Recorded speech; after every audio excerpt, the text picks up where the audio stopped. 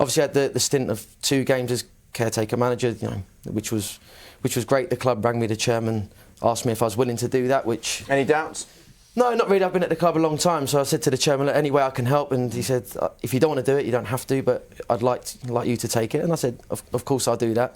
But then after 5-0 defeat at Anfield, I thought it was quite tough. When Leon was given the job for a couple of games, I was the first person to phone him. I said, look, do you want me to try and come and help you out a little bit? Yeah. But did he take you up on the never offer? got back to me. What? This is awkward, isn't it? This is really awkward. It was more like wishing him good luck. Yeah, okay. Fine. Should we skirt over that? Did you do those 2 games though and think, I want more of that? Or did you do them and think, nah? I think it was a bit of both. I did enjoy it to a certain extent. It was great. It was obviously a lot of pressure. There was a lot of surrounding things that you had to sort out, which was quite stressful at the time. But going into the games, I did enjoy it. Looking at the opposition, the training, how we're going to try and affect them, how we're going to try and stop them. The Crystal Palace game where we got a draw, which I enjoyed. But obviously it was difficult going to Anfield and losing 5-0. You're standing there and we're playing poorly and we're losing that game. But how many days before that game did you get the call? I think I took the team on the Thursday and we played Palace on the Saturday. So when you get a phone call from the club where you've been for so many years and they say, right, we now want you to be the manager, what do you do the next morning when you go in at 9 o'clock? Like, are you there early with a tracksuit on thinking, right, what do I do now? Are you copying the previous manager's training and just doing the same things because that's what the lads are used to? How did you approach it? I think I just tried to, obviously the players were down, I think just to try to not give the players too much information and try and change things too quickly. I mean, in 2 days before a game, it's impossible to start throwing loads of things at the players. It was just try and make things I feel weird though, suddenly you're the one standing up in front of them. Of course, it's strange, but I have to be honest, the players were great with me. The players were fantastic.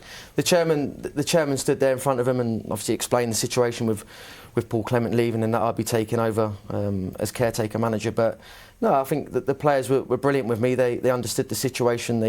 They took on board what I wanted them to do. But no, of course, it's a bit strange when all of a sudden you're sat in the changing room as a teammate and then all of a sudden you have to pick 11 players and you have to leave some out the starting 11, some out of the squad. Obviously, it's a difficult situation, but that's what I knew I was getting into when I took the caretaker role. But also, Leon, you'd worked under Roberto Martinez here, as your manager. Gary Monk as well. You were very friendly with Gary. So did you tap into what you learned off them? They were friends with them, and also your manager. For them couple of games, did you look back and think, I'm going to maybe tap into some of the things I learned from them too? Well, yeah, I was lucky in that respect. Of obviously 2 managers there, 2 ex-teammates. Who went from players to manager at the football club. So, no, I did speak to them and try to pick up a bit of experience from themselves, what they done, what they changed, what they didn't change, their training methods and the way they acted around the players. I think I'd be a fool not to take that on board because both managers have gone on to do very well. So I was lucky in that respect that I could call upon them on the end of the phone or, call upon the experience I've had of working with them. And you were sort of publicly saying, look, I don't really want to take over the manager's job at the moment. Would you have liked it if they'd have turned around and said, you know what, 2 games becomes rest of the season? Would that have appealed to you at the time? Not really. I was being honest. I knew from the start that I just wanted to take the caretaker role until the club found a suitable replacement for Paul. Even if they offered it to me for the end of the season, I probably would have said, I don't want to do that.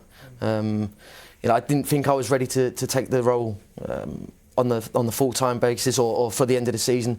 I didn't think I was ready for that. So I told the chairman that I was there to help the club in the short-term period. But for me, at that time and that point, I just don't think it was the right move for me. Is it giving you a little flavour for management later on? Yeah. Did it give you, like that little buzz that you thought, actually, I can do this long-term?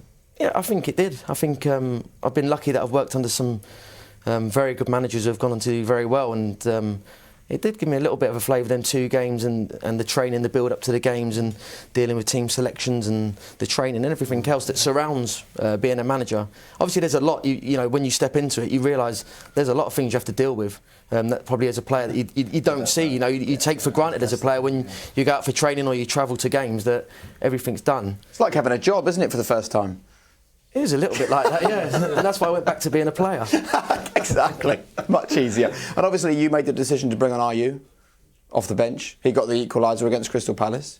So if they stay up by a single point, you are responsible for Swansea's survival. So whatever the gaffer's getting as a survival bonus, you need half at least. Right? Let's hope it don't go down to goal difference because I lost 5-0 at Anfield. So let's hope it don't go down to that. Imagine if you had a striker coach as well. It could have been very different.